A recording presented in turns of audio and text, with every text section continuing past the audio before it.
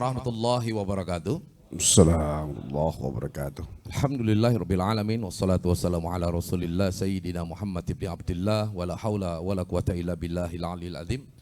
Amma ba'du, puji syukur senantiasa kita panjatkan kehadirat Allah atas segala rahmat dan karunia-Nya kepada kita dan kemudahan untuk datang ke majelis kita ini, dua dai berbagi di Shisha TV.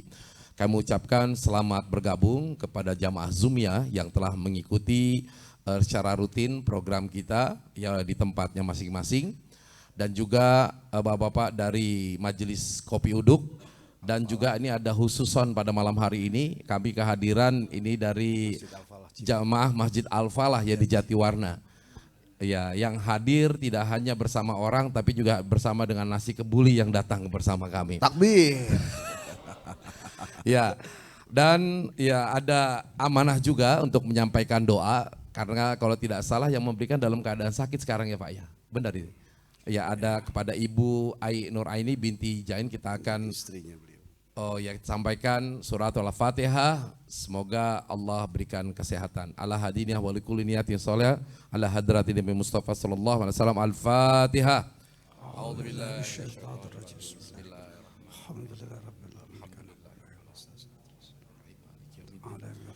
Iyyaka na'budu wa iyyaka nasta'in ihdinas siratal ladzina an'amta 'alaihim ghairil maghdubi 'alaihim waladdallin. Amin.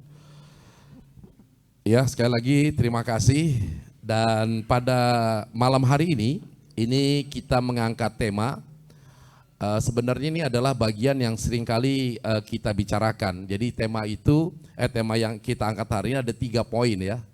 Kaya iman, kaya hati, sama satu lagi adalah kaya ilmu. Ada yang bertanya kenapa nggak kaya raya gitu. Nah, inilah yang akan kita bahas ya, ketiga poin penting ini ya dalam kajian kita pada kesempatan malam hari ini. Namun sebelumnya seperti biasa untuk menenangkan hati kita, mari sama-sama kita mendengarkan kalam ilahi yang akan disampaikan oleh guru kita Ki Muhai Atali. Silakan Ki Muhai. Bismillahirrahmanirrahim. Assalamualaikum warahmatullahi wabarakatuh.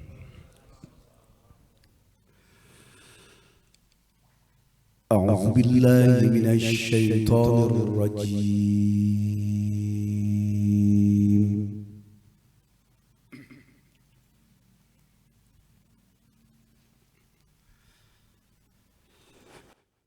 بسم الله الرحمن الرحيم.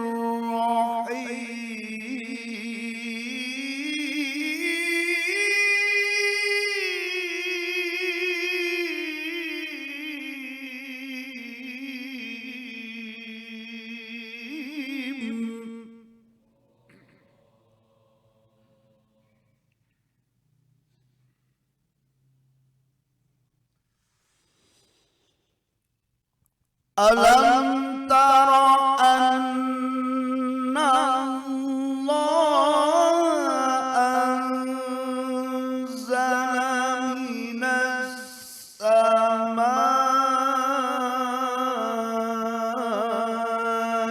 ماء فتصبح الأرض مخضرة.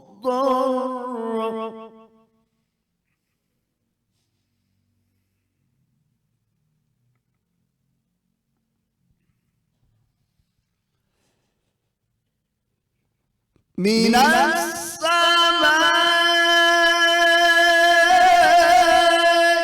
ماء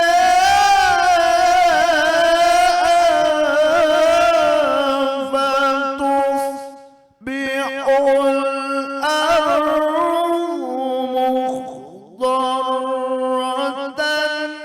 إن الله لطيف خبير.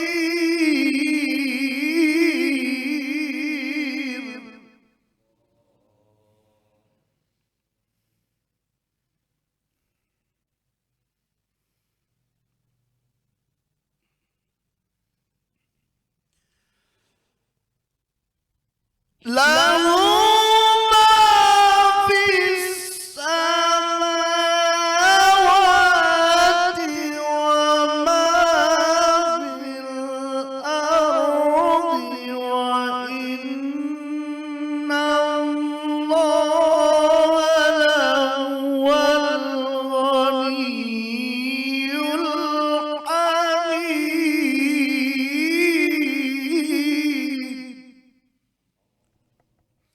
وإن الله لهو الغني الحميد.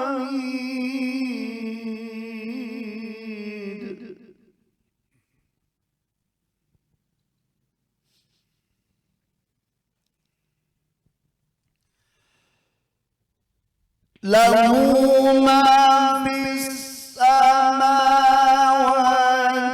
وما في الأرض وإن الله لهو الغني الحميد.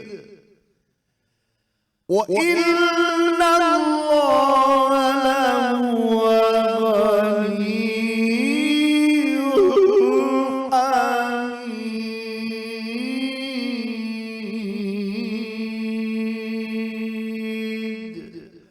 صدق الله العظيم. Sadaqallahul azim wa sadaqa rasulun nabiyyun wa nahnu ala dzalika minasy syahidin wa syakirin alhamdulillahirabbil alamin. Semoga yang membacakan dan kita semua mendapatkan rahmat dari Allah Subhanahu wa taala.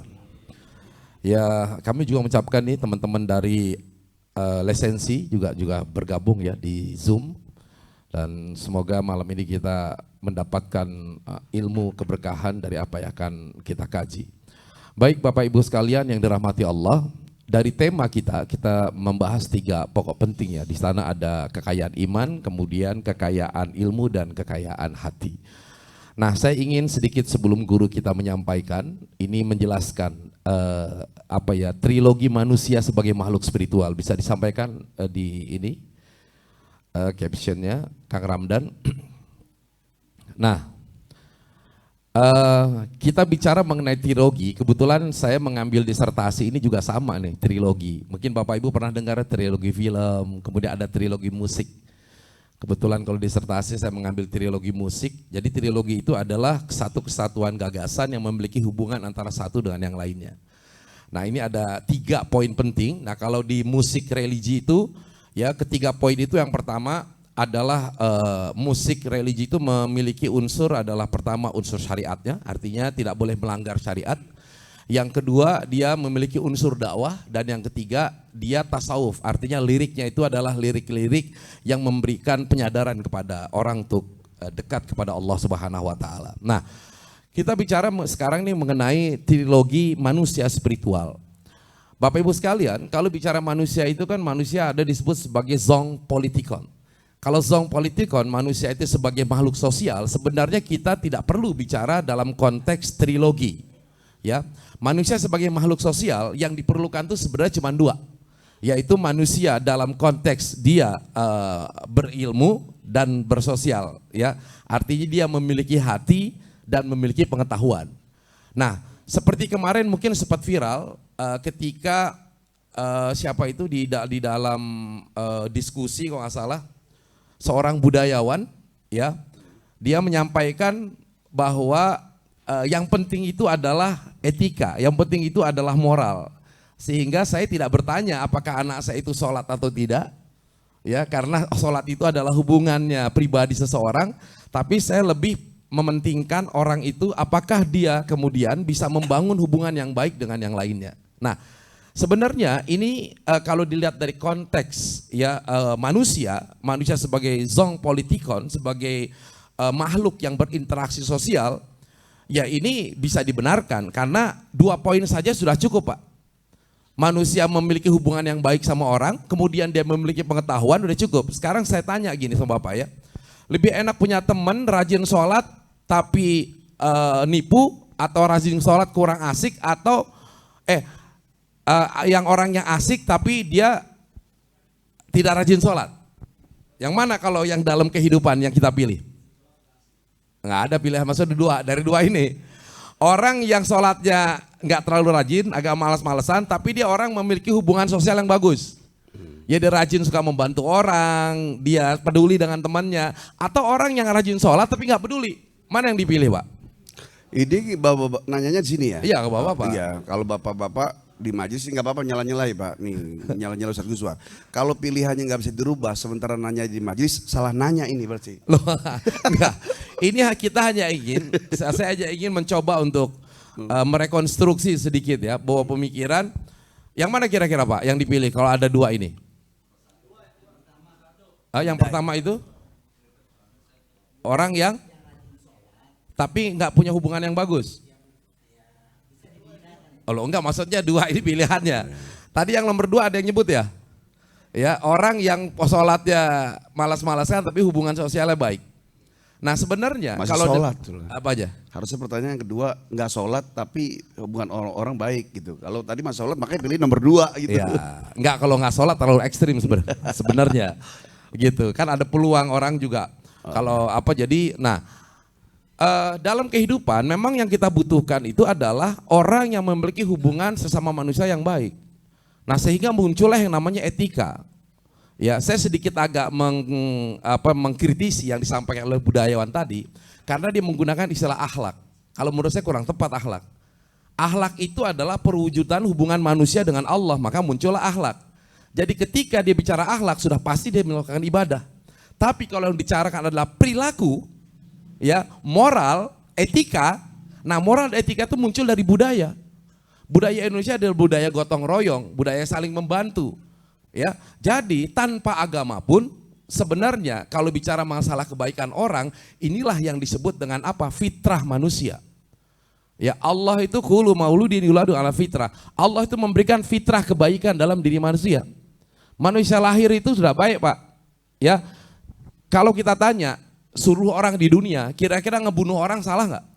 Pasti salah. Nyuri salah nggak? Memperkosa salah nggak?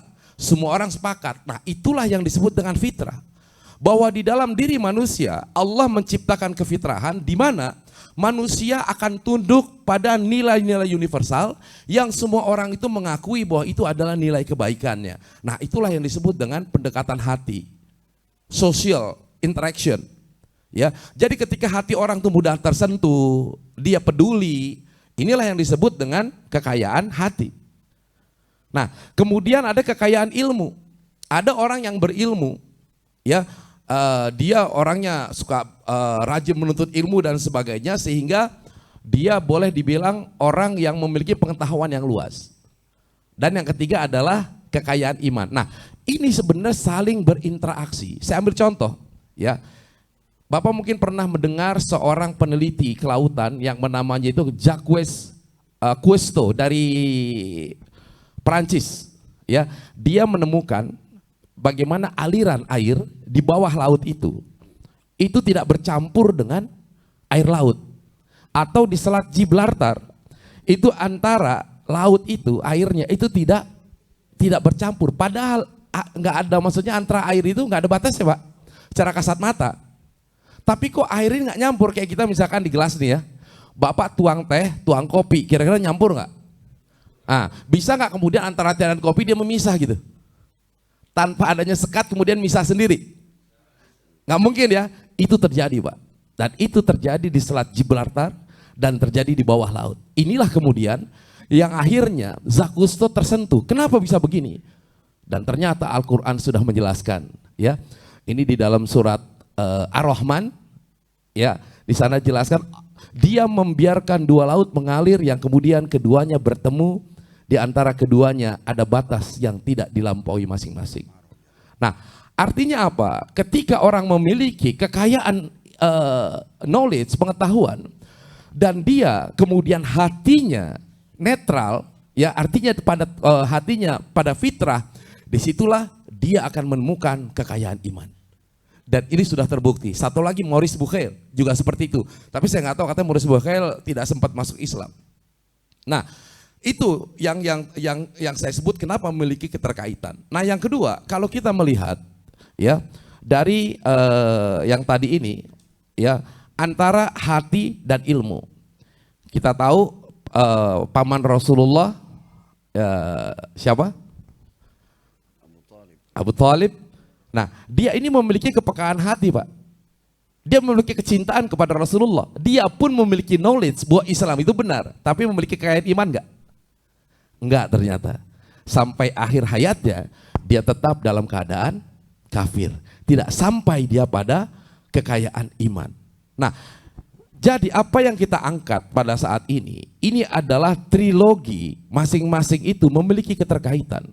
Ketika orang memiliki kekayaan iman, ketika orang memiliki ilmu pengetahuan, dan ketika orang memiliki kekayaan hati, inilah kemudian akan menghasilkan yang namanya ibadah sosial dan ibadah ritual. Ketika orang memiliki kekayaan iman, maka dia akan tunduk, Pak. Dia akan melaksanakan ibadah ritual. Karena dia merasakan keimanan.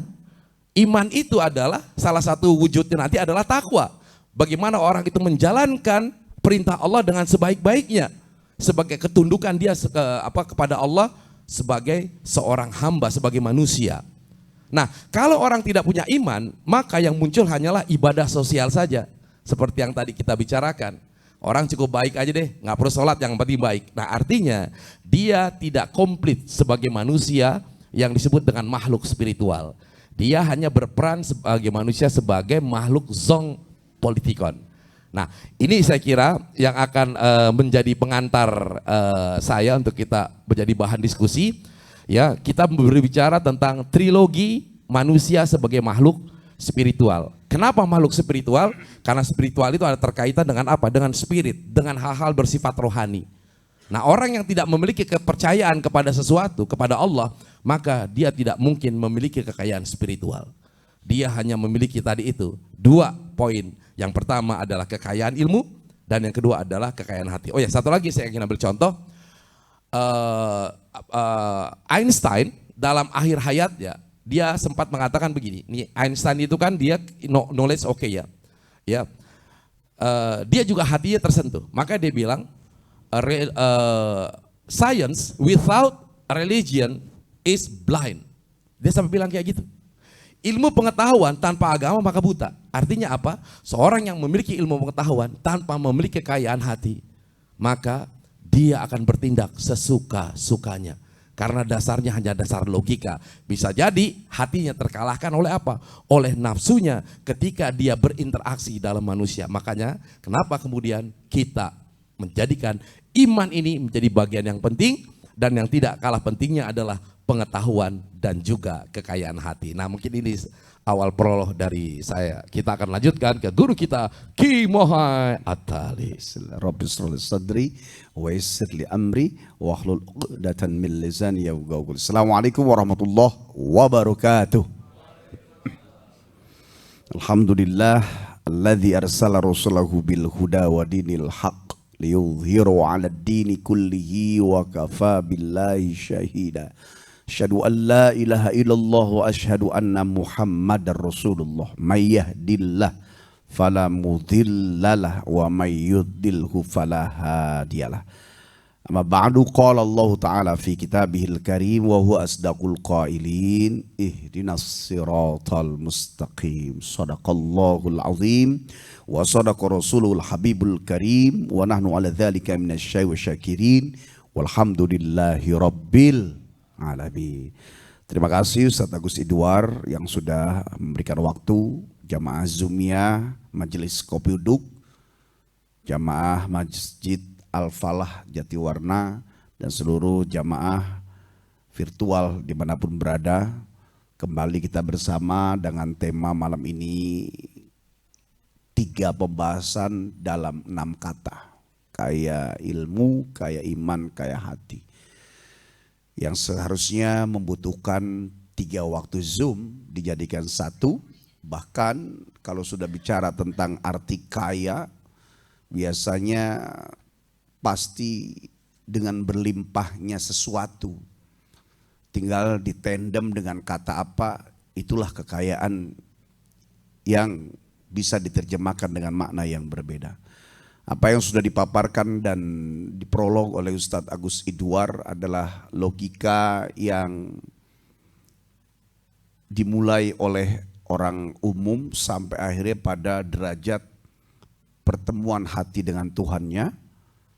Dan itu adalah bagian daripada teori serta kaifiah manusia mencari kebaikan dan kebenaran.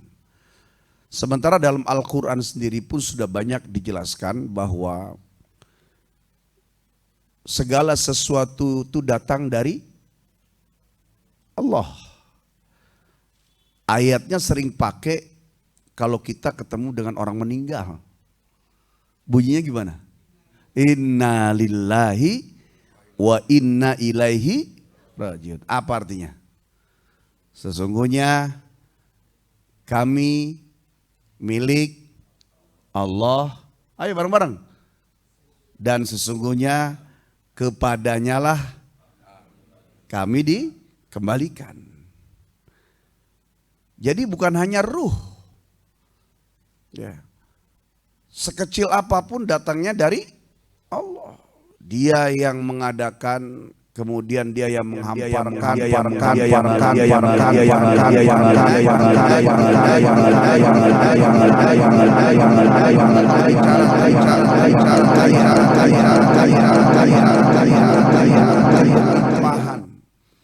kalau nyambungnya dengan kaya hati, berarti orang yang memiliki kelapangan, keluasan dalam memanajemen hati. Kaya ilmu, orang yang punya keberlimpahan pada pengetahuan. Ada ilmu, ada pengetahuan. Kemudian disatukan dalam bahasa baku Indonesia, ilmu pengetahuan. Ilmu berkaitan dengan agama, pengetahuan berarti knowledge. Ya. Kemudian ada kaya hati. Apa lagi? Ya, kaya iman. Tiga-tiganya ini sebenarnya kalau kita teliti datangnya dari mana kira-kira? Allah. Bahkan tidak datang dari Allah, itu pun milik Allah. Contoh, ilmu. Al ilmu tajullah. Ilmu itu mahkota Allah, kebanggaan Allah. Bahkan Allah menciptakan semesta alam itu ya, dari ilmu. Kalau baca dalam sejarah itu, Allah mengambil setitik ilmunya, kemudian dari ilmunya dijadikan cahaya Nabi. Dari cahaya Nabi diambil lagi diciptakan semesta alam. Ya. Kemudian akhirnya pada ujungnya di akhir zaman Allah berikan jasad fisik dari cahaya itu yang sudah diciptakan oleh Allah, cahaya yang terlebih dahulu kemudian menjadi wujud fisik jasad baginda Rasulullah Shallallahu Alaihi Wasallam. Allah. Ilmu milik Allah. Hati, kira-kira milik siapa hati? Allah. Ya. Hati milik Allah. Bahkan hati tempat bersemayamnya zat Allah. Saat seseorang ingin senang, mainlah di mata, di telinga, di kuping, di tangan, di kaki. Tapi ketika orangnya pengen bahagia, letakkan Allah zatnya dalam hatinya, bahagialah dia. Gitu. Nah kalau sudah semuanya milik Allah, maka tidak ada lagi yang dicari cara untuk mendapatkan hal yang tadi, 3 atau bahkan lebih daripada itu, kecuali mengikuti cara maunya Allah. Dan ini adalah PR kita semua. Kalaupun tadi yang diterjemahkan oleh Ustadz Agus Idwar, ya pilih mana? Ya, orang yang sholat tapi nipu atau orang yang maksiat, ya meskipun sholatnya bolong-bolong. Kalau saya lebih menerjemahkan bahwa ketika seseorang itu fattaku mastata'tum, bertakwa kau kepadaku dari jalan yang mana? Ya. Saya mampunya sedekah dulu, belum mampu sholat. Saya maunya umroh dulu tiap tahun. Saya mampunya puasa aja sebulan Ramadan tahunan dulu. Kemudian dia menggunakan ihdinas siratal mustaqim. Ya Allah tunjukkan aku jalan yang lurus. Ya. Dia terus mencari kebenaran kebaikan itu. Kemudian ditambah lagi dengan kalimat yang sering saya ulang-ulang. Innalladzina qalu rabbunallah tsumma istaqamu. Dia mencari Allah, mengakui Tuhannya adalah Allah. Kemudian dia mencari tahu di mana Allah supaya bisa masuk dalam hatinya. Maka sungguh sampai pun orang yang tadinya tidak sholat hanya mau dia puasa sedekah saja. Dengan istiqomahnya dia puasa dan sedekah, Allah berikan hidayah lagi. Kemudian dia lama-lama akan sampai pada ibadah sholat. Jadi kekayaan tadi ya, akan dirasakan ketika seseorang itu memulai. Dan tidak akan sampai pada di ujung kalau tidak dimulai dari awal. Ibda binafsik. Mulailah dari dirimu mulailah dari saat ini, mulailah dari yang mudah, mulailah dari apa yang di depanmu. Kalau bahasa Agim, Allah dulu, Allah lagi, Allah terus. Itu bahasa mudahnya. Artinya apa? Saya belum mampu saya sholat, saya agak belum nyambung. Tapi saya maulah sedekah lah karena saya ada kelebihan rezeki. Terus saja. Nanti hidayah itu datang sepetak-sepetak, sebagaimana lepasnya hidayah juga sepetak-sepetak. Maka orang yang memiliki kekayaan spiritual, kekayaan batinnya, orang yang memiliki kekayaan iman, sudah mulai mulut hati perbuatannya sama. Orang yang memiliki kekayaan ilmu, dia pergunakan ilmu Allah, sampai pada ujungnya dia akan berkuasa. Ya, di dalam hatinya untuk arahnya kemana, ujung-ujungnya pasti sampai kepada Allah. Mau dari ujung sana, barat, sampai ujung timur, orang kalau mencari Allah, pasti ujungnya satu mengerucut. Allah subhanahu wa ta'ala. Berbeda dengan ilmu fikih. Dari satu titik, kalau mau dipecah, ya itu akan sampai dengan jalan yang berbeda-beda. Dan kita tidak menafikan. Makanya tidak boleh ada judgment ketika ada seseorang berbuat ibadah baru sekedarnya. Apalagi dia nggak pernah ke majelis, tiba-tiba pas datang bapak-bapak langsung gini. Tumben ngaji, berakhir tuh dia semangat. Ada yang pernah gituin nggak sama temen yang nggak pernah ngaji? Ada. Di sini ada. Wah gawat ini. Iya. Ya. Dua hal paling pas dia datang. Ya, nggak usah diorak-orak. Ya, cukup ucapan kalimat. Alhamdulillah, ya sini Pak, kayak nggak ada apa-apa. Gitu. Nggak usah. Alhamdulillah akhirnya sadar. Terakhir juga itu ngaji. Ya, wabtagu ilaihil wasilah. Kita nyari jembatan atau kita menjadi jembatan. Pada ujungnya adalah kita sampai pada satu kata dan kalimat. Untuk bisa mengikuti kemauan Allah yang kita kenal dengan satu kata yang paling sangat diiming-iming dan paling diimpi-impikan oleh seluruh manusia, yaitu kata setia. Senang gak kita menuju derajat setia? Ya, bapak-bapak setia gak? Apa artinya setia? Setiap tikungan ada. Emang setia itu apa? Wah, saya lihat di TikTok, di Instagram, wah mengatakan pasangan setia. Emang setia apa? Setia itu lebih terjemahnya adalah mengikuti kepada siapa yang dia cintai. Sekarang saya tanya lagi, cinta yang sesungguhnya yang mutlak dan hak milik siapa? Allah. Berarti setia yang sesungguhnya adalah ketika orang itu setia kepada Allah. Kalau sudah setia dia cintanya full kepada Allah, dia akan setia. Kalau dia setia kepada Allah dengan cinta full, maka ujungnya tumpah adalah ketaatan. Ghayatul hubbit ta'ah. Puncak cinta seseorang adalah dia akan setia kepada yang dicintainya, dan setia yang sungguhnya adalah kepada Allah Subhanahu wa ta'ala. Bagaimana dia ngaku setia kalau dia nggak taat kepada Allah? Benar nggak?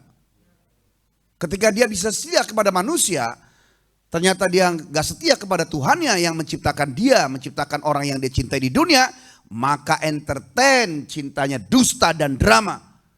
Kepada Tuhannya saja dia berani, apalagi kepada ciptaannya. Nah, kalimat ini untuk mematahkan ya, bahwa orang yang selalu dalam sinetron menjadikan masalah, kau tidak mencintaiku. Nah, sekarang cintanya satu, tapi nggak ada takutnya sama Tuhannya. Kira-kira orang ini dianggap setia nggak di derajat Allah Subhanahu Wa Taala? Iya. Nah, kalau udah bicara gini, romonya pada nunduk semua nih balanya nih. Nah, Bapak Ibu sekalian yang dirahmati Allah. Nah, saya cuma sedikit menambahkan Pak, bahwa ketika seseorang dia hanya mampu pada sisi, ya inilah yang bisa saya lakukan, kerjakan. Yang jadi masalah ketika dia berhenti. Meskipun jalannya itu di masjid, ketemu orang soleh, kemudian berhenti, kira-kira nyampe nggak? Enggak. Meskipun dia jalannya ada di bar, tapi dia mencari kebenaran terus, lama-lama nyampe. Nih kalimat saya nggak boleh dipotong nih. Ya, wah Ustaz Muai nyuruh ke bar nih, nanti ketemu nih sama Allah. Ya. Jadi innalladzina qalu rabbuna Allah thumma istaqamu tatanazzalu alaihimul malaikah alla takhafu wa la tahzanu wa abshiru bil jannati allati kuntum tu'adun. Ikut kepada Allah, mengatakan Tuhannya Allah, kemudian dia terus istiqomah mencari kebenaran Allah sebagaimana akal. Maka tadi disebutkan sama Ustaz Agus Idwar, Albert Einstein atau Einstein mengatakan bahwa ilmu tanpa iman buta, mendapatkan satu titik jenuh. Ketika orang mengaku pintar, karena ketika ilmu itu dipergunakan dengan baik, kemudian diikuti, diolah, kemudian diamalkan, praktekkan, ujung-ujungnya pasti karena ilmu itu milik Allah.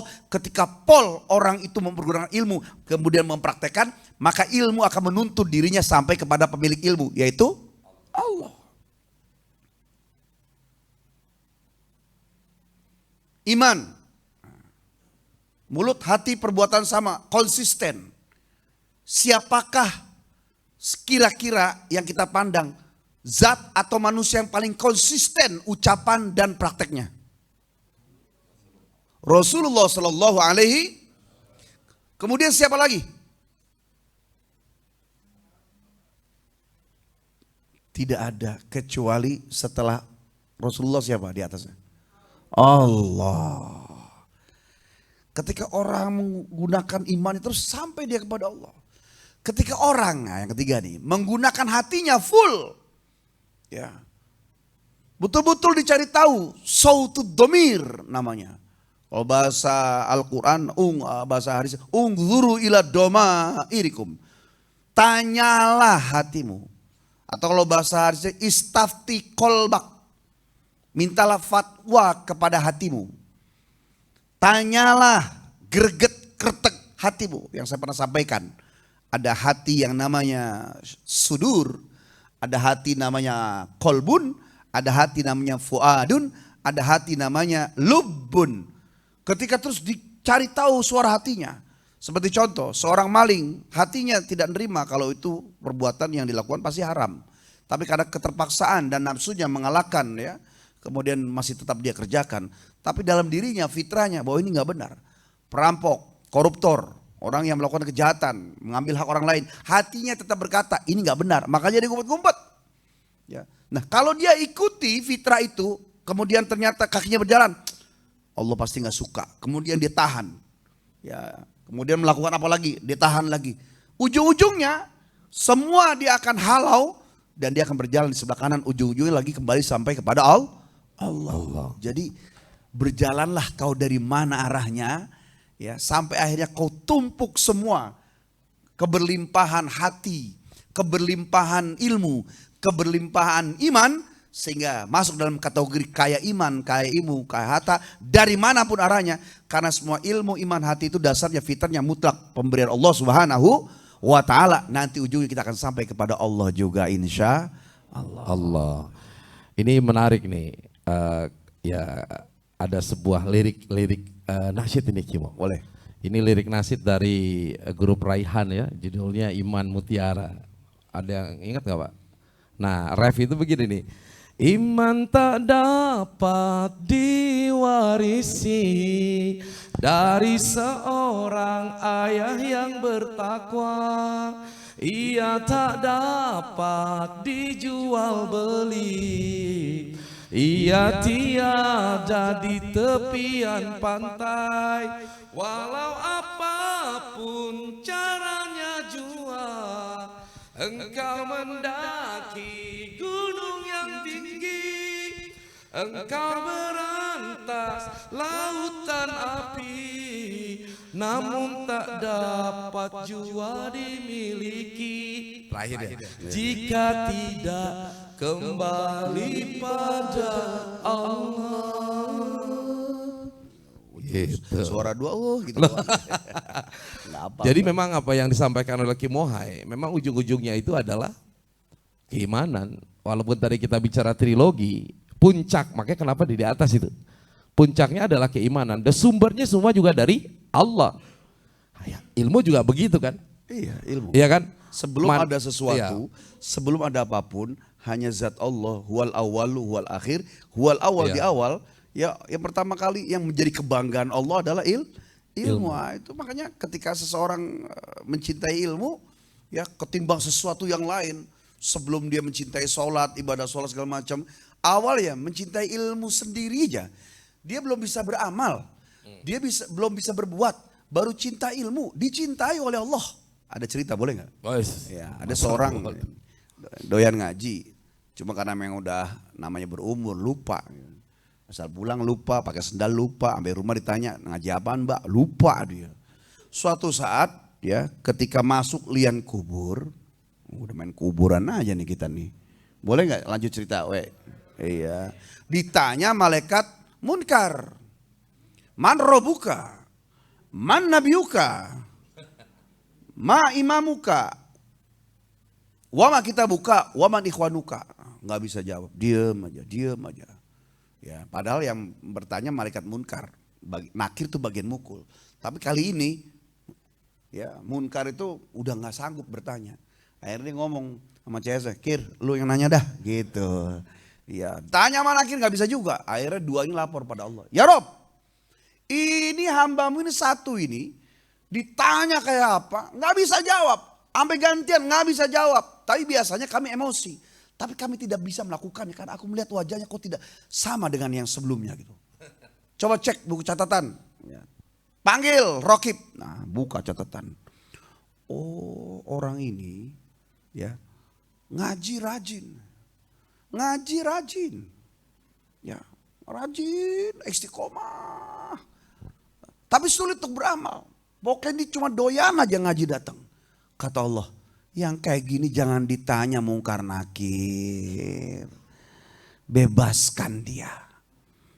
Dia mencintai ilmuku, maka dia mencintai mahkotaku. Mencintai mahkotaku, secara tidak langsung dia mencintai aku. Aku menghargai cintanya di dunia. Istiqomahnya datang ke majelis. Meskipun tak bisa apa-apa. Sampai akhirnya dia tidak mampu menjawab pertanyaanmu. Karena kemampuannya tidak ada. Tapi istiqomahnya menandakan bahwa dia mencintai aku. Masukkan dia ke dalam surgaku tanpa hisab. Masya Allah. Itu luar biasa. Artinya sedemikian Allah memberikan penghargaan kepada orang-orang yang rajin menuntut ilmu. Dan semoga saja kita yang ada di sini mengalami peristiwa tadi ya langsung masuk ke surga. Kita ngajar capek-capek emang masa gagu semua sih? Ada lah yang bisa jawab gitu kan. Tapi kalaupun sampai udah berusaha nggak bisa jawab. Mudah-mudahan termasuk golongan yang tadi gitu loh. Karena setiap kita itu ibadah beda-beda, ulama ibadah beda-beda. Ya, beda-beda ulama. Saya pernah sampaikan, ada ibadah yang ahli di torikot, ada ibadah ulama yang ahli duha, wirid, zikir. Saya punya guru namanya Kiai Haj Helmi Abdul Mubin, pimpinan pondok pesantren Ummul Qura. Beliau terkena ahlul wirid, mau datang wirid apa aja, kasih. Kaya kan wirid itu, udah ahli wirid. Ada lagi ulama yang ahli di urusan tertentu, ulama memang begitu. Meskipun kita sebagai murid tidak boleh mengkotak-kotakan, ya ini ulama tafsir, ini ulama ini. Nggak mungkin ulama itu bisa jadi ulama tafsir kalau dia tidak menguasai ilmu yang lain, menopang. Cuma tergantung siapa yang didatangi atau yang mendatangi kiai itu sehingga dia berucap, ini ahli hadis nih. Ini ahli tafsir. Kuliahnya boleh ada jurusan, tapi orang nggak bisa ahli hadis kalau dia tidak menguasai Al-Quran. Orang boleh ahli tafsir kalau dia tidak menguasai bahasa Arab dan semuanya. Wazan-wazan ilmu itu ada. Ujungnya adalah, ya, sampai pun ada orang yang dia nggak ngerti tentang kebisaan kepakaran itu, tapi istiqomahnya duduk majelis ilmu itu masih dicintai Allah Subhanahu wa Ta'ala. Masya Allah. Pak sampai emosi ngomongnya kacamata. Iya, apa ini saya buka tutup kenapa? Asal ngeliat kemari ini gelap. Aduh, siapa ini ngasih kacamata ini? Memang ilmu itu luar biasa ya Pak ya. Disebutkan man arada dunia fa'alaihi bil ilmi. Man aradal akhirah wa man aradal akhirah fa'alaihi bil ilmi. Man aradal huma fa'alaihi bil ilmi. Jadi kalau kita ingin mendapatkan dunia dengan ilmu, mendapatkan akhirat dengan ilmu, mendapatkan keduanya dengan ilmu. Nah, ini adalah bagian dari upaya kita bagaimana kita sebenarnya untuk menambah ilmu, jadi ilmu itu bukan hanya sekedar sebenarnya knowledge gitu. Ya, tapi ilmu ini kan kalau kita melihat konsep amanu wa amilus sholihat. Jadi ketika kita beriman, maka kita perlu beramal. Nah, amal yang terbaik itu adalah amal yang berdasarkan pada keilmuan. Gitu. Jadi ketika kita memahami ilmunya, maka ketika kita kemudian melakukan amal itu pasti akan terasa lebih dalam dapatnya, Pak. Ketika kita berzikir, kita tahu kemudian makna zikirnya, kita tahu kemudian fungsi zikirnya, maka itu akan lebih diresapi ketimbang orang yang hanya barangkali ya berzikir saja. Bukan tidak baik, itu baik, tapi kita dituntut untuk lebih memahami, ya memahami keilmuannya. Agar apa? Ya agar bobot ya dari operasionalisasi itu lebih kuat. Jadi kan ada orang bicara itu kita memiliki 3. Yang pertama adalah aspek kognitif, kemudian afektif dan psikomotorik. Kognitif itu apa yang kita dapat berupa pengetahuan. Afektif itu apa yang kita rasakan. Nah, kedua ini ketika kemudian berkumpul, maka muncullah psikomotorik atau konasinya itu akan lebih terasa begitu. Ya. Orang misalkan ketika dia melihat orang lagi susah, ya mungkin kalau dalam logikanya orang ini ngomong, dia pura-pura nih, nggak jadi itu beramal. Tapi kemudian ketika dia memunculkan perasaan, ya hatinya, maka dia kemudian bisa jadi, yang penting saya beramal. Sama ketika almarhum Uje dulu kan, lewat di jalan di lampu merah, ada orang yang jalan ngesot gitu kan sambil minta-minta, Iban pasti tahu nih. Kemudian dia buka ngasih, yang sebelahnya ngomong, Ustaz, itu kan dia pura-pura. Uje bilang, gue tahu dia pura-pura, lah kok dikasih? Yang gue bayar itu adalah actingnya. Coba kayak gitu, lu mau acting seharian gue bayar begitu, kasih 10.000. Nah jadi semua dengan ilmu itu adalah apa? Kita akan memberikan suatu nilai itu bukan hanya pembenaran, tapi kita tahu kita begini ini ada alasannya. Iya, kayak Allah lah. Gitu. Itu kan nggak bisa jawab karena nakir. Dia kan nggak ngerti itu, bahkan dia nggak ibadah, nggak tumpah amalnya itu. Kenapa masih dikasih pahala, dikasih surga juga? Yang kubayar adalah duduk istiqomahnya di majelis itu dia. Gitu. Jadi almarhum luar biasa, dia menyipati sifat ketuhanan gitu. Ya Allah. Yang jelas intinya Pak, semua benda bahkan makhluk, ilmu juga kan makhluk. Hanya dari sekian makhluk yang diciptakan oleh Allah, yang dijadikan kebanggaan Allah adalah ilmu. Nah dari ilmu ini nanti merambah, dia menguasai imannya kepada Allah, hatinya dikuasai oleh Allah. Ujung-ujungnya kembali ke Allah juga. Nah ketika sampai kepada Allah, kemudian hamba itu dicintai. Sebagian lagi yang ketika diberikan hiburan harta, diberikan ilmu, ilmunya tidak membuat dia sampai kepada Allah, ilmunya malah menjauhkan dia dari Allah. Ya, kemudian juga membuat hartanya jauh dari Allah. Allah Maha Pencemburu. Ada lagu yang dulu namanya itu, ya kalau saya pleset itu, jadi kita nyanyi itu jadi ya. Kan siar syair nama juga. Bila cinta tak lagi untukku, ketika Allah ngobrol mungkin kepada hambanya, bila hati tak lagi padaku, mengapa harta ya harus yang merebut dirimu?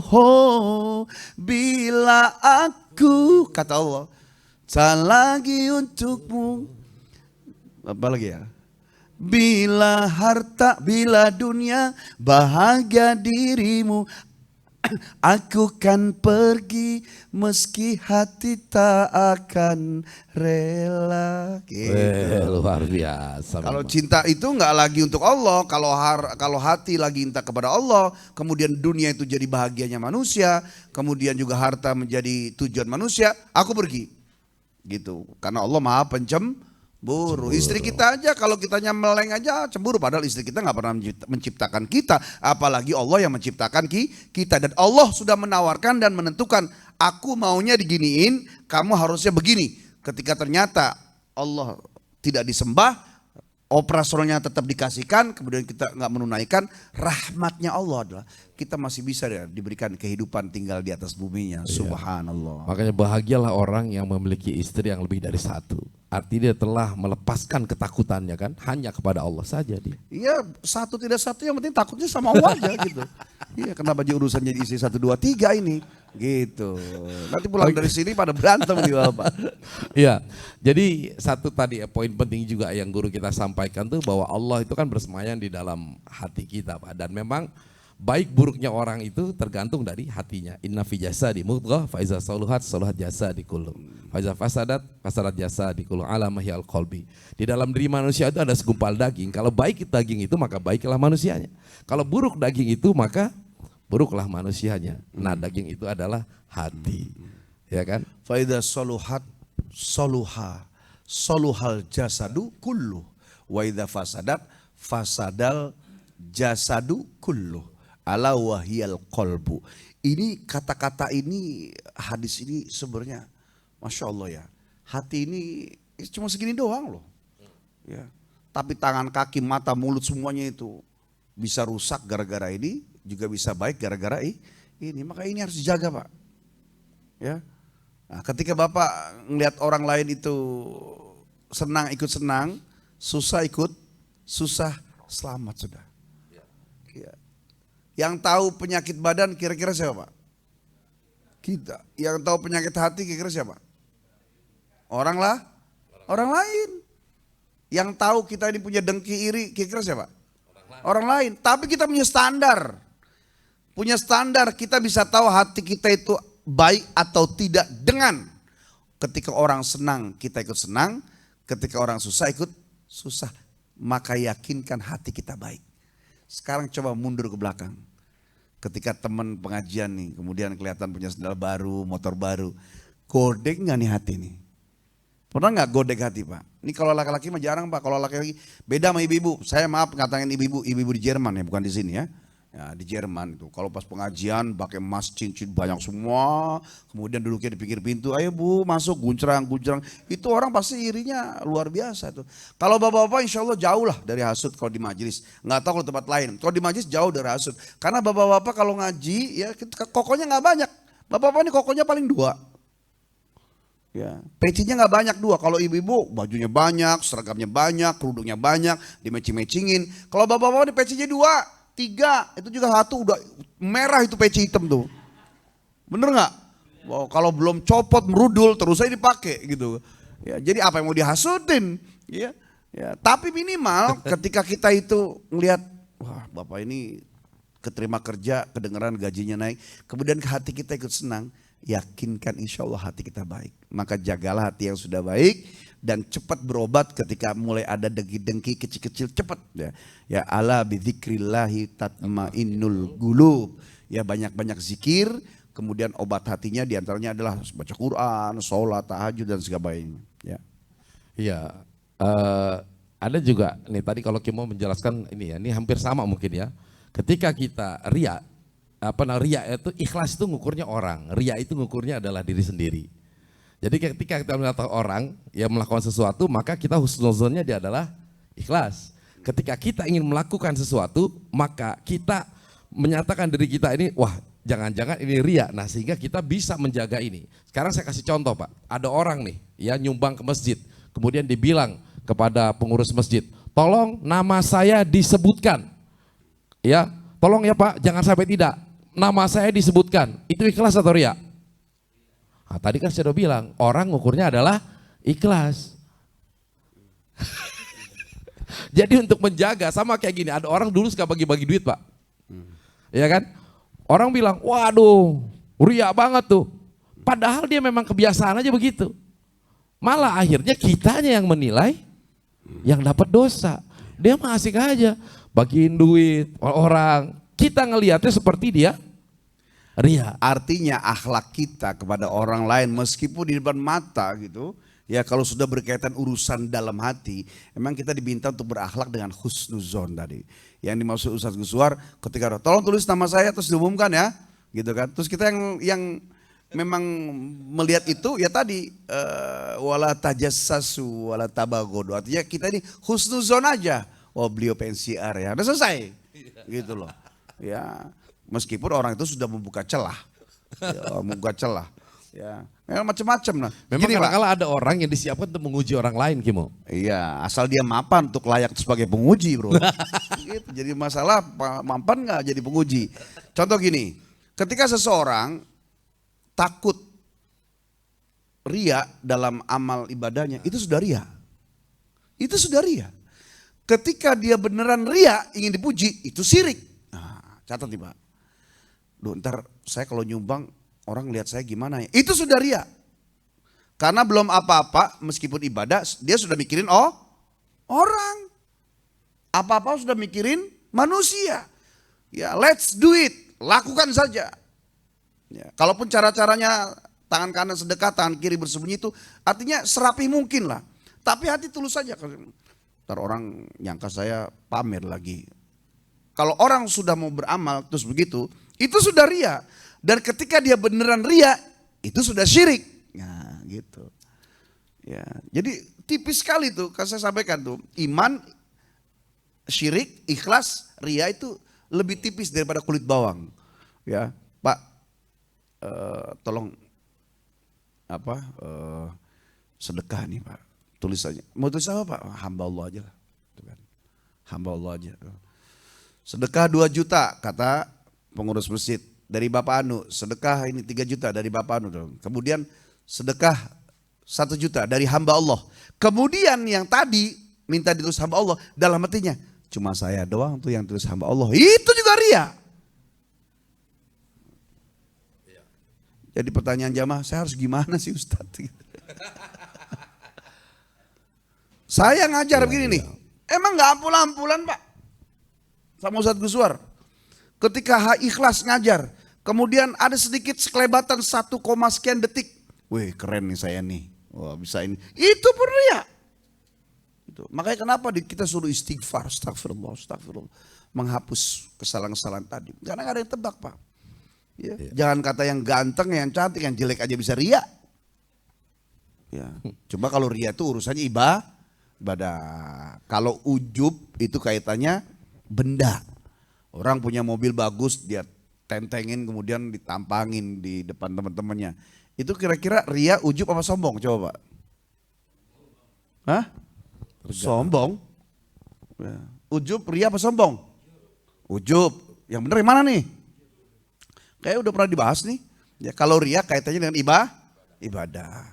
Kalau sombong itu artinya 2. 1, menolak kebenaran. 3, meremehkan orang lain. Kalau ujub itu ya bangga diri bahwa seolah apa yang ada pada dirinya adalah miliknya, bukan dari Allah. Kira-kira tadi yang nampak pakai mobil baru, kira-kira apa tuh? Itu jelek apa tidak? Jelek, ngabisin amal. Ya, jadi banyak banget penyakit-penyakit hati Pak. Bahkan kalau kita berdosa, mata segala macam ya mungkin istighfar kemudian segala macam. Oh hati ini dialah yang nutup pintu surga. Ada ucapan gini, berapa banyak orang alim keilmuannya menghempaskan dia dari surga dan melemparkannya ke dalam jurang neraka. Masya Allah, ngeri banget Pak. Ya. Ada orang sholat kemudian malaikat menghempaskan sholatnya ke mukanya. Wah. Saya pernah mendengarkan guru saya ngomong gini, jadi ketika seorang sholat itu, kemudian malaikat itu bersiap-siap mendengarkan apa yang dibaca dalam doanya, kemudian selesai sholat malaikat terbang menghadap kepada Allah, kemudian dia melewati langit pertama, kedua sampai ke langit ke-7 lolos, kemudian dihantarkan kepada Allah, kemudian kata Allah, aku tahu isi hatinya, dia sujud karena apa? Nah, diambil kembali oleh malaikat turun lagi, kemudian sholat yang tadi kita lakukan, sholat kita dilemparkan oleh malaikat ke muka kita, klepak begitu. Emang nggak berasa aja Pak. Nah, kalau ada bapak-bapak lagi diam, itu bisa jadi dilempar Pak. Ya. Naudzubillah min. Aduh ya Allah, terus kita harus bagaimana Ustadz Guswar? Apakah kita terus mencari, apa kita tutup aja Zoom ini? Iya. Jadi gini, ada perkataan Imam Ali bin Abi Thalib itu bicara begini, kalau engkau bangga dengan bicaramu maka diamlah. Kalau engkau bangga dengan diammu maka bicaralah. Nah ini kan sebenarnya adalah dua hal yang seolah-olah kau bertabrakan ya. Bagaimana ukurannya? Ukurannya adalah hati kita. Ya, selagi kita diperlukan untuk berbicara, maka kita bicara. Kemudian ketika kita sudah merasa cukup, kemudian kita paksakan untuk berbicara karena kita ingin bahwa orang itu melihat kita sebagai orang yang ahli, maka disitulah tadi perkataan Imam Ali bin Abi Thalib akan berfungsi, maka diamlah. Tapi kamu merasa ketika wah diam ini membuat gue jadi sombong tuh kan, gue sanggup menahan, maka bicaralah. Nah artinya apa? Itulah yang kemudian menjadi ukuran gitu. Jadi ukurannya itu memang sangat apa ya, dinamis banget gitu. Iya, artinya fleksibilitas Islam Iya. kuat bersama pondasi-pondasi baku. Dan mungkin rumus itu bisa ditambahin. Bicaralah apa yang kau tahu. Jangan bicara apa yang kau tidak Oh. dan jangan kau bicarakan semua apa yang kau tahu gitu loh. Itu. Nah, itu kan makola-makola Iya. itu sebenarnya menggiring karena tadi fungsi agama. Ya. Agama itu fungsinya sebagai penjaga rambu-rambu dan sebagai pagar. Contoh di jalan raya Pak, kira-kira rambu itu posisinya garis putih yang di pinggir menyempit apa lebar sesuai dengan jalan aspalnya. Ya. Sampai di pinggiran aspal. Oh, iya. Kira-kira mobil yang berjalan di jalan tol itu yang ada rambu-rambu yang putih itu, ya, itu harus nempel dengan garis atau selalu harus di tengah lurus kemudian nggak boleh lintas, kira-kira gimana? Selama masih di aspal, nginjek-injek dikit lah, boleh ya? Ya nginjek yang garis tengah terus lagi masih bisa ya. Tapi selama masih jalan masih aman nggak kira-kira? Masih aman. Ketika dia nggak kena garis putih, mungkin dia terkena pahala yang sempurna. Ketika dia injek-injek ke kiri, mungkin dia melakukan amal-amal makruh. Ketika keluar dari tol, mulai kena haram, gitulah. Jadi agama itu seperti pagar. Ya, boleh nggak jalan di selain aspal, jalan di tanah gitu? Ya boleh aja. Bagaimana rasanya? Kira-kira jalan aspal luas, tapi kalau dia ngambil yang di pinggiran itu, bau jalan yang nggak ada aspalnya. Berasa nikmat gak perjalanan kita Pak? Enggak, sama agama gitu. Ketika udah dikasih jalan, ternyata dia keluar sendiri, ya itulah yang dirasakan oleh iman seseorang. Mungkin badannya nyaman, tapi hatinya tidak nyaman. Begitulah agama. Gitu. Insya Allah, luar biasa ya. Ya memang kalau kita pakai juga, misalkan kalau seandainya kau bangga dengan bicara maka diamlah. Bapak bayangkan, tiba-tiba misalkan Kimo diam 5 menit sekarang, bingung gak Pak? Bingung, kenapa Ya, nih? bisa bingung, bisa khawatir, kenapa Ustadz itu? Mules sekali perutnya. Nah, sebenarnya ada satu kata kunci lagi yang penting adalah kita ini sedang belajar Kimo. Ya. Ya kan? Kan ada orang, gue mah ikhlas. Sebenarnya orang sedang belajar ikhlas Pak. Gue mah sabar, sedang belajar sabar. Bisa jadi dia sekarang ikhlas, nanti belum tentu. Dengan kata belajar itu enak Pak. Misalkan di jalan nih, kembali jalan ya. Ada mobil tiba-tiba melanggar lampu lalu lintas. Begitu polisi datang mau tilang, tiba-tiba ada tulisan di atas belajar. Ditilang nggak Pak? Enggak, kenapa? Dia masih belajar. Nah saya juga gitu, pakai tulisan ya Allah nih belajar. Kata Allah, salah, kan lagi belajar ya Allah, gitu kira-kira gitu. Iya. Sama siapa sama gurunya? Kamu ngajar salah, saya juga masih belajar gitu. Terus aja lempar-lemparan. Tapi memang tadi, jadi tahta ta'allum. Orang yang sedang dalam masa belajar itu, dia selalu dalam pemakmuran Allah. Ya, selalu dimaafkan. Rufi'al qalamu ala thalatha itu diantaranya adalah orang yang bodoh sedang belajar. Saya di pondok kelas 6 itu ditunjuk jadi imam lah. Ya, dites dulu oleh Ki Al-Had Aksin Muhammad Sakho. Ya, itu dulu yang ngetes saya jadi imam Pak.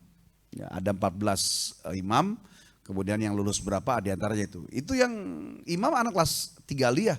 Di belakang, paling belakang makmum siapa? Kayak Syukur Makmun, ya kayak Hulaimi Hatami, kayak Muhid Fadil, kayak Haji Muhid Fatah, kayak Haji Masyuri Bedawi, kayak Haji Abdul Qadir Rahman, kayak Haji, banyak Pak, ada kurang lebih 12 kiai itu. Dan pasti ada, mereka, nah, apalagi kayak Haji Aksin Muhammad Sakho, dia guru atau juri MTQ internasional Pak. Bapak cek di Google.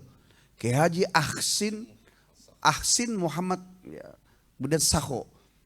Juri internasional semua dari dulu Pak, dari tahun 80 90 ya, juri.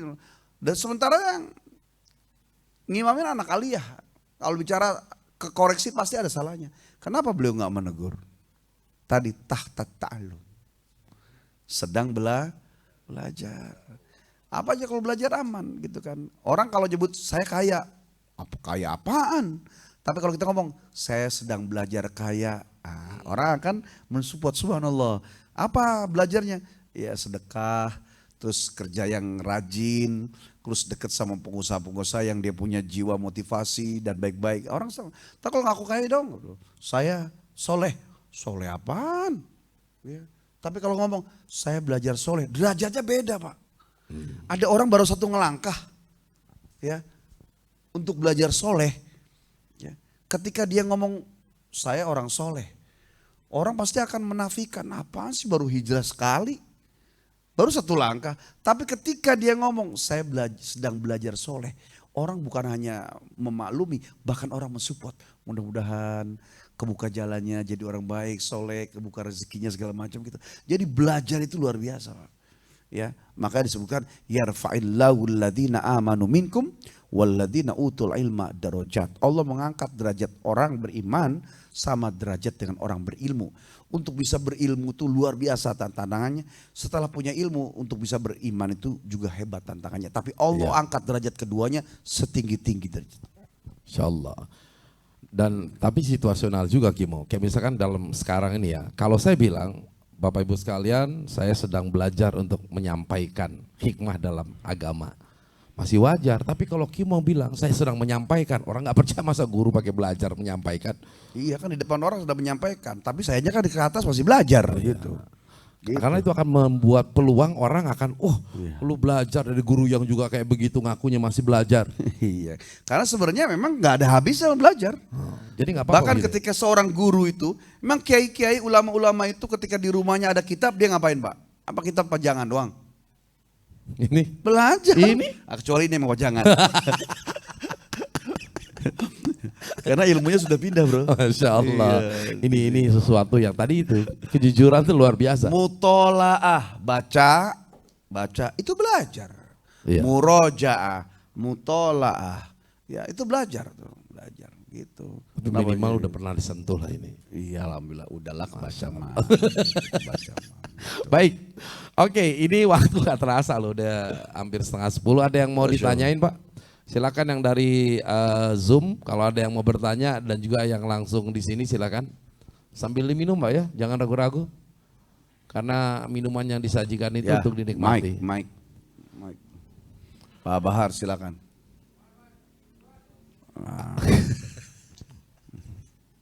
Ngapain si Iwan nih? Iya. Enggak.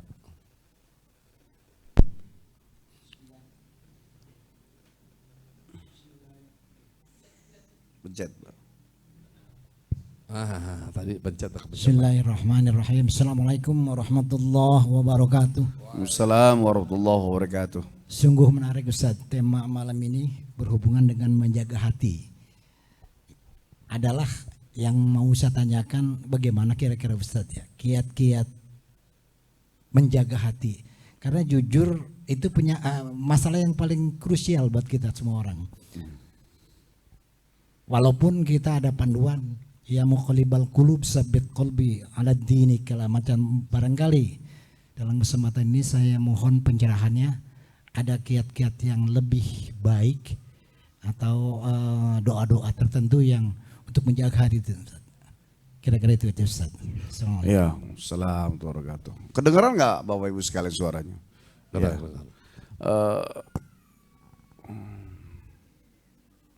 Kucing tahu malam Jumat berisik dia. Oke, menjaga hati dan apa kiat-kiatnya. Kalau doa dalam Al-Quran banyak lah, dalam hadis juga banyak, doa-doa ulama juga banyak. Ya, yang jelas hati itu kan seperti cermin ya Pak. Ya, bisa berdebu gitu. Kira-kira kalau hati ada cermin, kita nggak lap, ya jarang-jarang kita bersihkan. Debu itu nempel nggak? Nempel. Sebulan, nah, kira-kira debu yang sebulan sama debu yang setahun tebal mana Pak? Setahun. Nah, kenapa harus nunggu setahun? Kenapa harus nunggu sebulan? Ya, setiap hari dibersihkan aja masih nempel terus. Sampai diumpamakan dalam hadis bahwa hati itu seperti cermin yang kalau tidak dibersihkan dia akan kotor. Kemudian akan hitam. Titik-titik hitam jadi hati itu. Jadi hitam secara batin. Kalau yang hitam sesungguhnya biasanya kalau hati itu ya karena kalau ibarat paru-paru ya perokok itu. Ya, hitam. Kalau tidak dibersihkan maka akan berubah warnanya. Begitu juga hati manusia kalau tidak banyak diamal dengan amal soleh. Tidak ada zikirnya, tidak ada ibadahnya, tidak mencoba mencari taat. Tidak mencoba untuk menghilangkan iri, dengki, hasud, ujub, takabur, sombong, fitnah, gibah, namimah. Gitu loh. Udah tahu belum semua artinya nih? Namimah apa? Namimah. Namimah. Nggak ada yang tahu. Ada lagunya Bang Haji Roma, adu domba, adu domba. Itu namimah namanya. Tukang adu sono, lu dibilangin lu. Masa sih? Ya, tapi ini ngomong lagi. Ya, si Anu kayaknya pedas banget kalau ngomong lu, itu udah. Sampai orang berantem, namimah. Ya, fitnah. Mengatakan orang lain melakukan sesuatu yang sebenarnya tidak. Gibah. Apa gibah Pak? Ya, ngomongin sesuatu yang benar dilakukan. Yang kalau orangnya yang diomongin itu mendengar, dia nggak suka. Gitu loh. Kalau fitnah itu enggak, kalau gibah itu benar dilakukan. Ya, kejelekan si A diomongin. Yang kalau si A ini tahu, dia nggak suka. Ya, atadruna mal gibah tadi. Kalian tahu nggak tentang gibah kata Nabi? Apa itu? Ya, menyebutkan keburukan seseorang, perilaku seseorang yang kalau orang itu tahu dia nggak suka. Itu gibah Pak. Gitu. Ya, apalagi ya tadi? Iri, dengki, ujub, takabur, sombong udah saya sampaikan lah. Ya. Itu harus dibersihkan. Nah, istighfar. Kemudian dengan membaca Quran sebagai obat hati, kemudian sholat tahajud, ya kemudian dengan bersedekah. Ini yang paling hebat eksekusi sedekah Pak. Orang yang bersedekah. Ya, nah, permasalahan orang untuk bisa masuk surga adalah ketika hatinya itu menutup kebaikan dari orang lain. Masih ada dengki dengan orang lain. Dengan bersedekah, maka dia akan melepas. Kenapa orang dengki? Karena gak suka orang itu lebih. Lah kalau orang bersedekah, bagaimana dia bisa jahat sama orang? Orang duitnya aja kasih orang. Benar apa benar? Nah, pertanyaannya, sedekahnya seminggu sekali apa sebulan sekali? Kalau sedekahnya setahun sekali, sebulan sekali, maka menjaga hatinya juga lama. Orang yang ahli sedekah, insya Allah gak ada dengkinya. Orang yang senang sedekah, insya Allah gak ada hasutnya. Kenapa? Dia punya yang dimiliki pemberian dari Allah, dia kasih ke orang. Ya, maka orang bersedekah, insya Allah orang baik. Kenapa? Gak punya dengki dia, orang duitnya kasih seorang. Maka aneh kalau ada orang bersedekah, masih iri, masih dengki, masih hasut. Berarti entertain sedekahnya dan itu pasti sia-sia. Ya, dan tidak mungkin ujungnya adalah. Nah, makanya meskipun dalam Al-Qur'an disebutkan bahwa rukun Islam itu memang ada 5 dalam hadis juga.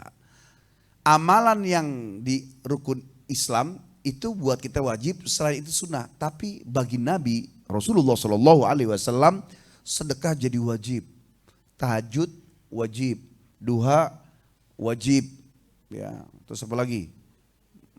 Semua yang menurut kita sunnah bagi Rasulullah tuh wajib. Ya. Artinya kenapa Rasulullah sempurna? Karena yang semua menurut kita sunnah bagi Rasulullah itu wajib. Nah, kesimpulannya kalau kita pengen hatinya seperti Rasulullah SAW, maka lakukan apa yang sekiranya itu sunnah bagi kita itu kita lakukan sebagai kewajiban, minimal hal-hal yang bisa menutup pintu surga, yaitu dari keburukan dan kebusukan hati. Di antara yang paling hebat dari semua sifat-sifat perbuatan manusia adalah Rahman Rahim yang perwujudan dari bersedekah. Maka saya sampaikan Pak Bahar, bagaimana Ustaz menjaga hati. Kalau saya bicara wiridan banyak Pak. Tahajud nggak usah disuruh Bapak tahu. Duha mungkin sudah istiqomah. Tapi sedekah Pak. Jadi saya perintahnya dari sisi satu. Menjawab di satu. Sedekah. Kapan sedekahnya? Tiap hari. Iya. Sholatnya kan tiap hari. Menjaga hatinya kapan Pak? Menjaga hati seminggu sekali atau sebulan sekali? Setiap saat. Oke lah nggak harus setiap saat. Minimal setiap hari. Kalau besar kecil itu tergantung Pak. Yang mahal bukan angkanya. Yang mahal ada ikatan hati dia dengan Allah. Hari ini aku belum berbagi dengan makhluknya Allah itu. Masya Allah. Kalau saya gampang, Pak Bahar masih kerja nggak sekarang aktif Pak? Sudah. Ya pernah, betul. Enggak kalau di kantor dulu. Pernah ada nggak orang yang ngomongin Pak Bahar waktu itu? Atau pernah dengar ada orang yang ngomongin jelek gitu? Ya. Pernah ada? Pernah ada yang nggak suka? Ada juga. Apa yang kemudian Pak Bahar lakukan? Iya, perbaiki introspeksi diri, kemudian balik tanya benar nggak gitu. Oke, Kemudian benar jawabannya itu Pak. Tepuk tangan buat Pak Bahar. Bapak udah tahu jawabannya sebenarnya. Oke, baik. Makasih Pak Bahar, luar biasa. Ini bercanda aja tadi Pak ya. Oke, ini pertanyaan kedua. Assalamualaikum, izin bertanya Ustadz, bagaimana kita sedang belajar ilmu tapi sudah setahun masih belum bisa? Ya, dan pada akhirnya sang guru itu marah karena belum bisa. Ya gimana tuh Ustadz? Ini kayak kita kan ini pengajian Sisa TV yang nanya Sisa ini kayaknya ya. Iya, itu yang luar biasa. Ini ada titipan bertanya Oke, melalui Sisa titipan. TV. Oke. Begitu. Ya kan yang wajib tuh kan istiqomahnya bukan dapatnya. Kalau dapat tuh urusannya hidayah Allah. Terus gurunya, Tapi memang ada konsekuensi kapan belajarnya. Waktu muda apa sudah? Nah, itu juga ada hisab sendiri. At-ta'allumu fis sighar kan naqshi 'alal hajar wa ta'allumu fil kibur kan naqshi 'alal ma. Belajar di waktu kecil seperti melukis di atas batu. Belajar di usia dewasa bagaikan mengukir di atas air. Pernah melukis di atas air Pak? Iya, nggak ada kerjaan. Iya, ngukir di atas air. Artinya apa? Susah. iya. Termasuk kita ini, saya kali ya. Kalau dia masih agak muda. Tapi kan. Allah menghargai Pak. Allah menghargai karena ternyata kita belok masuk ke majelis ini pun kira-kira karena kemauan kita apa karena hidayah Allah? Allah juga. Semuanya gerakan Allah. Jangankan kita mencari sesuatu yang gak kelihatan. Berkah, ilmu, hidayah. Kelihatan gak? Enggak kelihatan. Itu dari Allah. Yang kelihatan aja itu kerjaan Allah. Contoh, Bapak mau buat pisang goreng. Ya kan? Semuanya kita harus belanja nih. Kira-kira yang pertama harus dibeli apa? Pisang. Belinya di mana Pak? Di pasar. Yang itu pedagang pasar itu yang pisang itu dari mana dia? Dari petani. Petani dari kebun, dari ladang. Kira-kira dia bagaimana cara nanamnya itu? Ya, kira-kira setelah menanam kasih pupuk, siapa yang menumbuhkan pisang itu? Allah. Gula sekarang. Ya. Gula dari mana itu berasal? Tebu. Siapa yang nanam? Petani. Apa yang dia tanam? Tebu. Siapa yang menumbuhkan tebu? Allah. Kemudian naik motor dia menuju toko, menuju warung. Ya, motor jalan. Siapa yang memberikan kekuatan tenaga gerak untuk sampai berdiri, duduk di atas motor? Allah. Bensin, motor bisa jalan gara-gara apa? Bensin. Bensin di mana Pak? Pom bensin. Pom bensin di sini siapa? Dari Pertamina. Terus saya banyak terus. Nah, itu kira-kira dapatnya bensin ujung-ujungnya oil dari mana Pak? Dari tambang alam. Siapa yang menyiapkan Pak? Allah semuanya Pak. La haula wala quwata illa billah gitu. Luar biasa.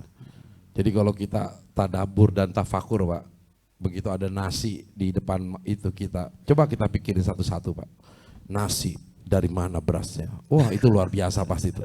Makannya akan terasa ya. Iya. Ini ikannya dari mana? Dari mana? Insya Allah nggak makan betul. Karena pertanyaan saya supaya sebegitu cepat kita berpikir ujungnya ke Allah. Kembali Sehebat pada itulah Allah. kita. Makanya di surat Ar-Rahman 31 kali Allah ulang. Apa bunyinya? Fabi ayyi ala'i rabbikuma tukadziban. Nah, kalau orang lihat ke belakang itu, kaki berpijak, tenaganya dari Allah, naik motor kekuatannya dari Allah. Kemudian ketika ternyata pas mau belok ke kiri ada motor nyelonong, kemudian kita enggak terjadi kecelakaan, selamat. Kira-kira siapa yang selamat, Pak? Allah, semuanya Allah udah. Jadi saya kalau ingat ke situ dan kita semua ini betapa Allah luar biasa, Pak. Gerakan Allah. Terus fungsi kita apa dihidupkan kalau semuanya dari Allah? Kan gitu. Nah, Allah memberikan ini loh, ada nafsu, ini adalah iman yang kamu nggak lihat. Kemudian ada hidayah, ya. Kemudian ada amarah, kemudian ada keindahan dunia. Kumasukkan semua di depanmu, kau pilih yang mana? Mau ke kanan apa ke kiri? Gitu. Disitulah kita bisa milih. Itu namanya pilihan yang masuk dalam kategori nasib. Ya, sementara takdirnya mutlak dari Allah. Takdir terbagi dua, mugrom dan goir mugrom. Nanti kita bahas selanjutnya. Oke, kelihatannya udah cukup ya. Ada lagi yang masih ingin bertanya? Ya, jawabannya banyak nanti sian. Udah ya. Ya, kita cukupkan kajian kita. Baik, Kimo silakan, kita akan menutup dengan doa. Ya, Bapak Ibu sekalian, jamaah Zumia dan jamaah Majelis Kopi Uduk dan Masjid Jami Al-Falah Jatiwarna, semuanya Bapak, alhamdulillah tidak ada yang merasa lebih soleh, tidak ada yang merasa lebih baik, tidak ada yang merasa lebih alim. Hanya perbedaan itu datang karena sebab siapa duluan yang mendapatkan, itulah yang berbagi. Sebagaimana potensi bapak-bapak yang hadir saat ini punya kelebihan, maka tidak ada hal yang membuat kita harus meremehkan, apalagi sampai menghina. La tahtakir mandunaka falikulli syai'in maziyah. Janganlah kita menghina orang yang kita anggap merasa lebih di bawah kita, karena setiap orang itu punya kelebihan. Ya, maka kita sama-sama belajar, Pak. Saya ngomong sepertinya megang mic dengan pakai jas, pakai ini, baju ganti-ganti setiap malam Jumat bersama Usguar. Karena memang ditakdirkan saat ini di sini. Nggak mustahil tahun besok bapak-bapak gantian di sini. Amin. Ya, perkara sebagai apa kan itu gimana ntar kan. Yang penting duduk dulu di sini. Yang sering duduk di sini siapa? RW. Ya, RW sering duduk di sini. Kalau pas di luar Zoom, nggak ada yang tahu. Ya, pada ujungnya ada siapapun, apapun itu, kita saling bersaksi. Mudah-mudahan suatu saat kita dibersamakan oleh Allah di padang mahsyar, berdiri di belakang bendera Rasulullah SAW. Kita tengadahkan tangan, tundukkan kepala. Wa'fu anna ya karim, astaghfirullahaladzim, falakal hamdu ya ma'bud. Allahumma salli ala sayyidina Muhammadin fil awwalin wal akhirin, wa sallim wa radiyallahu tabaraka wa ta'ala kulli sahabati rasulillahi ajma'in. Bismillahirrahmanirrahim. Alhamdulillah rabbil alamin, hamdan syakirin, hamdan naimin, hamdan nuafi ni'amu kafi mazida, walakal hamdu walakal syukur kama yanbaghi li wajhikal karim wa li azimi sultanik. Allahumma anfa'na bima 'allamtana warzuqna ma yanfa'una. Allahumma zidna ilman nafi'a warzuqna fahman jayyida. Allahumma a'in ala dzikrik wa syukrik wa husni ibadatik. Ya Allah, terima kasih. Indah nikmat-nikmat ya Allah. Kami yang sedang lemah, kami yang merasa sedang berat hati, kami yang merasa terpuruk jauh tertinggal, tapi kami masih mampu untuk percaya diri. Kau menghargai setiap jejak perjuangan hamba-Mu. Maka peluk kami dengan hidayah-Mu ya Allah. Peluk kami dengan ridha-Mu ya Allah. Maafkan jika selama ini kami terlena dengan kesibukan saat kami sekolah, saat muda, saat awal berumah tangga, dan di usia senja baru melirik majelis-Mu ya Allah. Ya Allah ya Rabbana, bimbing kami bersama-sama ya Allah. Jangan Kau lepaskan, jangan Kau tolehkan pandangan-Mu, kecuali terus memandang kami dengan fokus. Jadikan kami hamba-hamba-Mu yang termaafkan, terampuni karena dosa-dosa kami yang menggunung selebar lautan, setinggi gunung ya Allah. Ya Allah ya Rabb, pandang semua yang hadir saat ini. Jamaah Kopi Uduk, jamaah Al-Falah, jamaah Zumia dimanapun berada ya Allah. Terutama buat kami yang menyampaikan ini.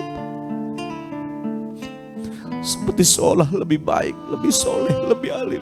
Tapi Kau yang tahu, Kau yang menjaga aib kami.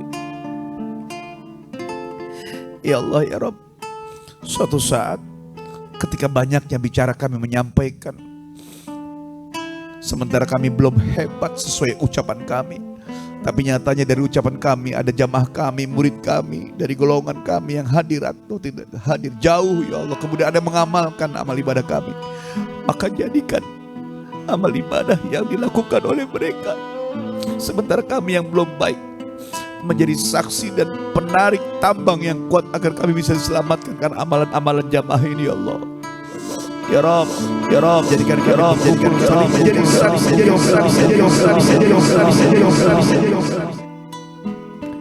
dengan segala dosa dan maksiat. Kau yang tahu ya Allah, sehebat apapun rapihnya pakaian kami, perlentenya jalan kami, necisnya sisir kami, Kau yang tahu aib kami ya Allah, Kau yang tahu kekurangan kami ya Allah.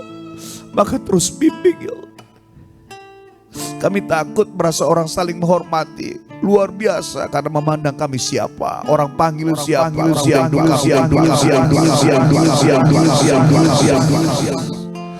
lalai, tidak sadar, tidak terus menunduk hati, jiwa, raga, pikiran, iman ya Allah. Maka hari ini, detik ini, malam Jumat Sayyidul Ayyam ya Allah, yaitu hari diciptakannya manusia, tumpahkan hidayah hari ini menjadi orang soleh, ingin baik ya Allah. Sudah capek jadi orang nakal, sudah capek jadi orang jahat, sudah capek malas, gentak kami tarik dengan betotan hidayah-Mu ya Allah.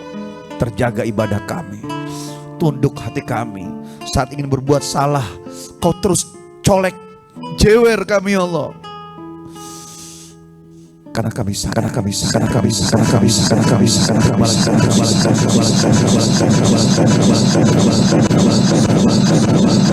Rabbana atina fid dunya hasanah wa fil akhirati hasanah wa qina adzabannar. Walhamdulillahi rabbil alamin. Alhamdulillah. Semoga apa yang kita dapatkan pada kesempatan malam hari ini menjadi ilmu yang penuh dengan keberkahan, dan kita diberikan kemampuan dan kekuatan untuk mengimplementasikan dalam kehidupan kita. Ada satu kalimat motivasi yang mengatakan, when you lose your money, you lose nothing. When you lose your health, you lose something. But when you lose your faith, you lose everything. Kalau kita kehilangan uang, sebenarnya kita tidak kehilangan apa-apa. Kalau kita kehilangan kesehatan, kita kehilangan sesuatu. Tapi kalau kita kehilangan keyakinan, berarti kita kehilangan segalanya. Keyakinan kepada Allah yang membuat kita mampu untuk bertahan. Keyakinan kepada Allah yang membuat mampu kita beribadah.